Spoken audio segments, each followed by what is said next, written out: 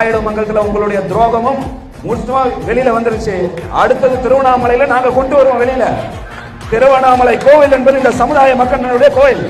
வல்லாள மகாராஜாவுடைய கட்டிய கோயில். அந்த கோயில்ல ஒரு போர்டு மெம்பர் இன்னைக்கு வன்னியர் இல்ல. 9 போர்டு மெம்பர்ல ஒரு போர்டு மெம்பர் எங்களுக்கு கொடுப்பானா, வன்னியருக்கு கொடுப்பானா? வல்லாள மகாராஜா கட்டின கோயில் தானே. அவங்களுடைய வழி தோன்றர்கள் இன்னைக்கு உயிரோட இருக்கிறாங்க.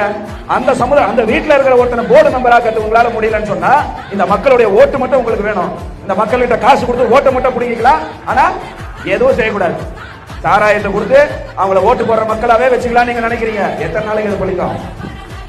எத்தனை நாளைக்கு பழிக்கும்? இதெல்லாம் தோல் உரிப்பதற்காக தான் மருத்துவர் ஐயா அவர்களும் மருத்துவர் சின்னையா அவர்களும் மகாபலிபுரம் மாநாட்டை மீண்டும் புத்துணர்வு பெறுவதற்கான ஏற்பாடுகளை செய்ய ஆரம்பிச்சுட்டாங்க. உங்க சூழ்ச்சி எல்லாம் எங்களுக்கும் தெரியும். எவ்வளவு சீக்கிரம் நடத்த விட்டுருவாங்க நினைக்கிறீங்க? மாநாடு சீக்கிரம் நடத்த விட்டுருவாங்க நம்மள? எத்தனை தடைகள் வந்தாலும் தடைகளை உடைத்தெறிந்து இந்த மகாபலிபுரம் மாநாடு நிச்சயம் நடக்கணும்.